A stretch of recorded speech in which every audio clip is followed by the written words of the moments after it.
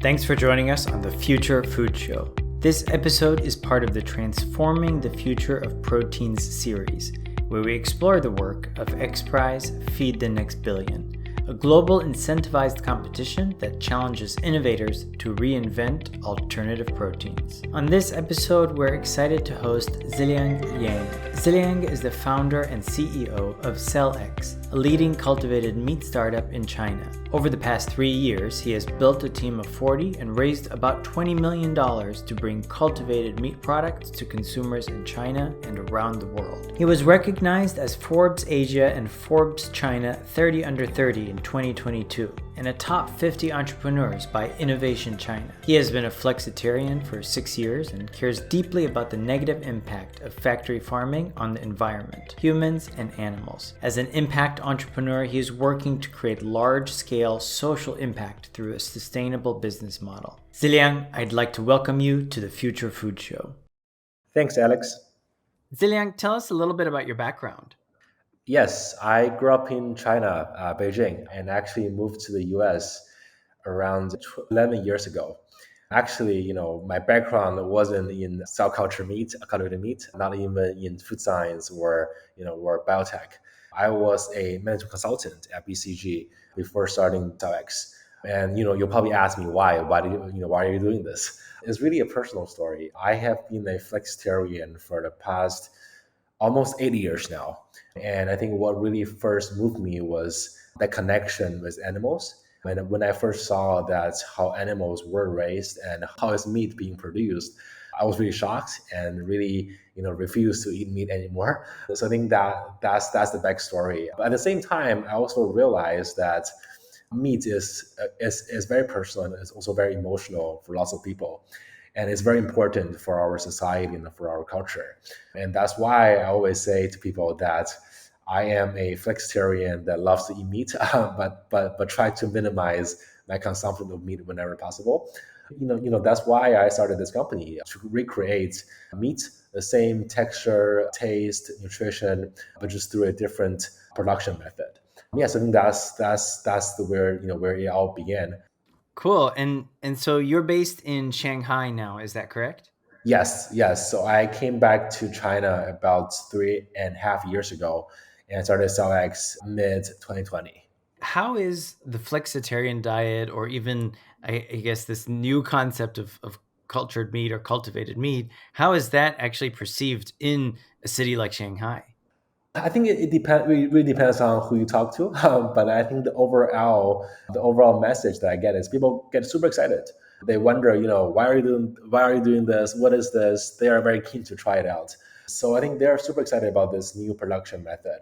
However, I do think there's a long way to go for consumer education, especially around what can be improved with the traditional method and what is it that we are doing. So I think there's a lot of education to be done. But the overall sentiment whenever I talk to folks, they're quite excited. They want to learn more. They ask me when I try it, and they actually want to try it. So I think there's a lot of curiosity.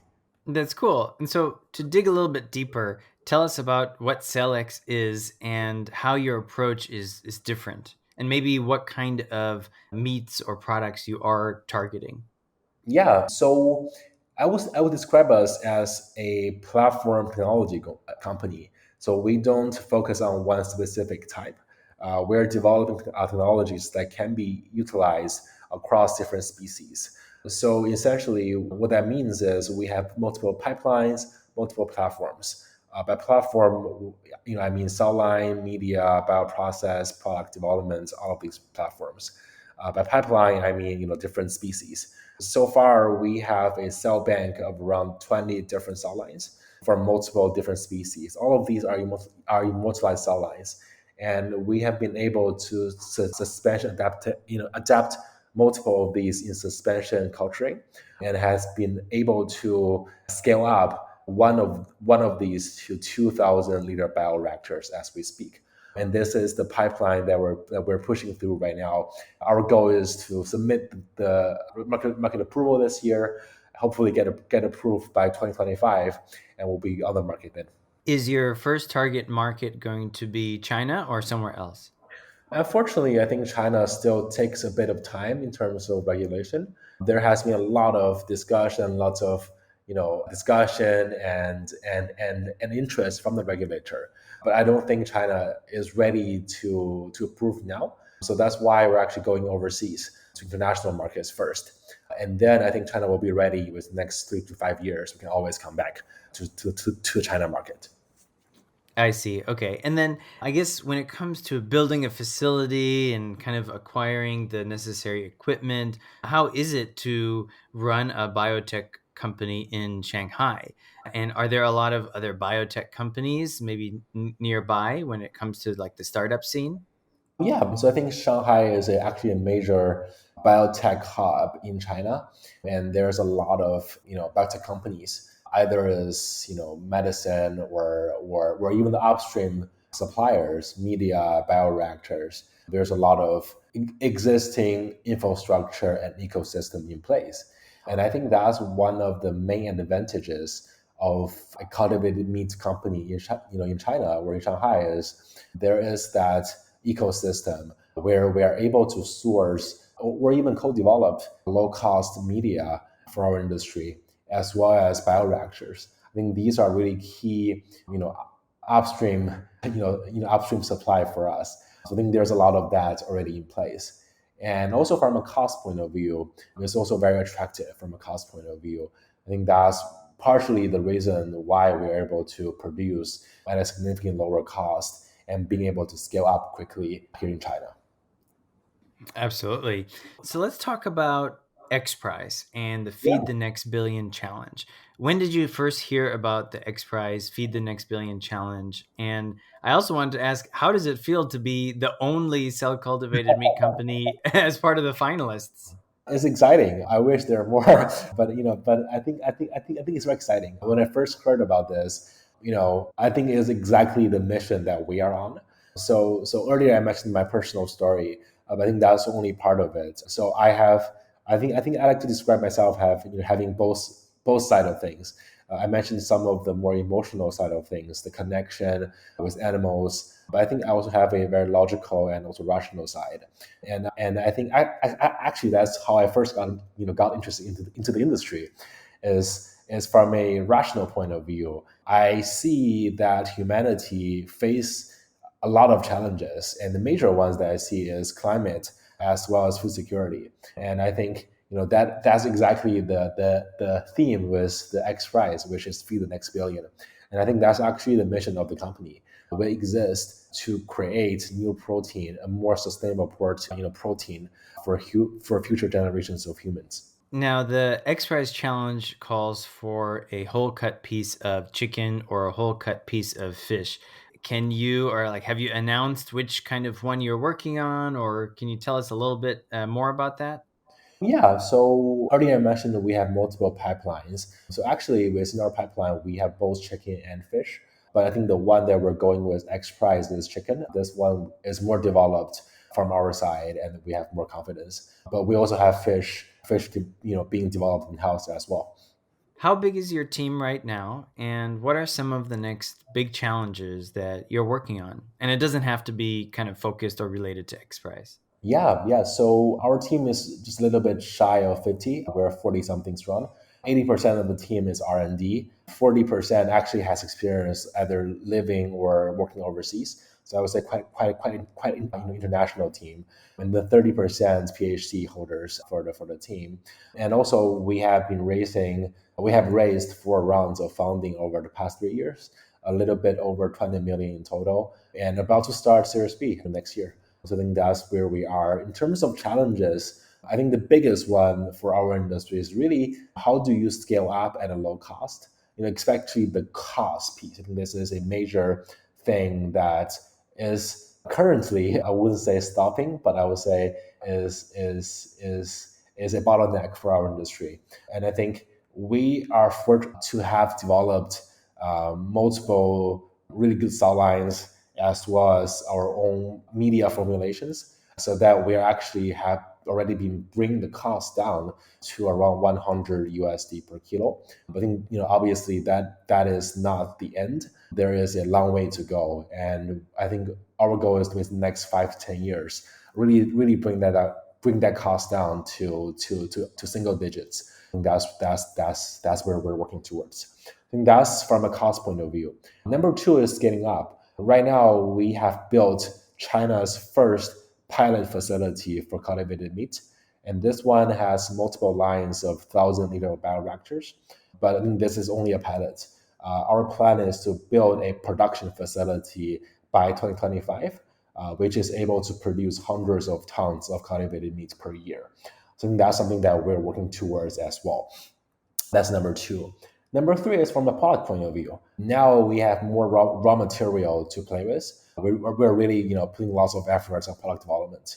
And our philosophy here is really, we think that, we have the ability to create something new. So we don't want to stick with the traditional meat anymore. We actually want to create something that is similar, familiar, but different. So we'll be releasing more on these, in the next couple of months. Yeah. Wow, that's cool. And when I always get excited when we talk about new meats, or what we sometimes call on the show designer meats. But I think you said something very important, is that it has to be familiar, but it still can still be different. So I'm excited to hear about what you have cooking in the future. Yes. Thanks. Did you say your pilot plant has multiple 1,000 liter bioreactors, or is it 1,000, across the different lines? So far, the one that is currently operating is a 2,000-liter bioreactor, but we have planned to bring in more in the facility. Wow. Okay. So that's really exciting. And I think when you see that type of scale at the pilot stage, it really kind of goes to show that you are really poised to really go to large scale manufacturing, as the industry does need it, right? I mean, Yeah. we're going to need a lot of bioreactor capacity to even make a dent into the overall animal agriculture system. So that's really exciting and inspiring to hear. Yeah, thanks. I mean, for China alone, China consumes around 80 million tons of meat per year. And we have done calculations that if we put together all of the bioreactor capacity from the biotech industry, not just our cultivated meat, but the biotech industry, put all of those together, and just to produce cultivated meat, we cannot satisfy China's demand, 1% of China's demand. So I think that goes to show how much infrastructure needs to be built for our industry to become a reality. I think there's a lot of opportunity there, and I think leveraging China's resources, I think we can really be a hub for bioproduction, for our industry. As we begin to wrap up, I wanted to really ask you about advice that you have for others that might be maybe where you were when, before you started the company, right? And you had experience. I think you said you were at BCG. Is that right? Yes. Right. You were at BCG and you kind of had this passion and this vision. What was that kind of push that got you to say, you know what? I want to start my own company? I mean, let me be honest. I was happy at BCG, right? Like, I really enjoyed that career. I think there is a promising career path forward, but I think it's just maybe not exactly for me. I mean, if I look back at my if after I doing more soul searching, in terms of where I want to be, I really want to start my own company for the sake of, I think a best way to put it is, I want to inspire change and I want to create impact. And I think the best way for me to do that is to find an area which I truly believe in, and I'm passionate about, and make a dent on the world. So I think that's really where the drive comes from. And also, and I think after switching to this new industry, I just I've been loving it. I mean, it's difficult, it's busy, the work-life balance is worse, but I think at the same time, I really enjoy what I'm doing. So I would encourage anyone with the idea or with the passion, just to go for it. I think the world needs more entrepreneurs who want to make a change. I like that. I want to track back because I know that you mentioned that you're working on really building a technology platform. But does CellX plan to sell products of its own in, for example, restaurants and retail stores in the future? Or do you want to just stay as like a B2B platform for others? Yes, so we do see the need for both. Initially, we would actually be going to restaurants just to show how it, how, just to demonstrate what's the best way to do it. But I think in our gene, we're actually very, very open and very happy, and we are very willing and we want to work with big corporates where we can actually leverage our technology and either do a joint venture or build factories together. I think this is the best way to scale up our technology. But I mean, at the same time, I do see the need of having a consumer brand. And that's where we can actually do consumer education, influence consumers. But I think from an impact point of view, we would love to work with big corporates to actually leverage our technology and be able to achieve more impact. I see. Okay. And you mentioned that for XPRIZE, you're going to focus with the chicken. Is chicken going to be your first product line, or is that still up in the air? We haven't announced anything yet, but I can say more on our product strategy. Is we for our first line, this line will probably be an avian species because this is the easiest and quickest to commercialize. But at the same time, we have multiple high-end premium species under development. So I think for the second or third pipeline, these will be these more premium species.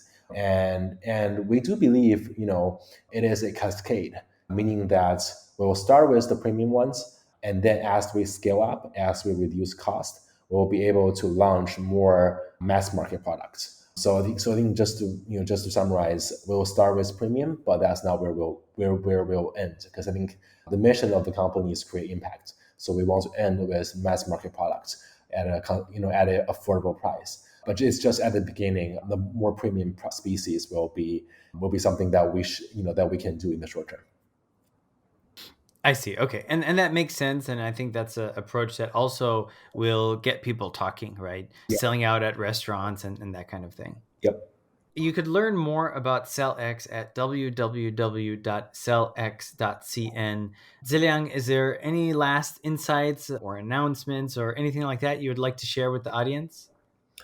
I mean, if you're ever in China or in Shanghai, feel free to visit our facility. I think we designed our facility to be a transparent space where we welcome visitors. You're welcome to visit, and even for a taste of the future.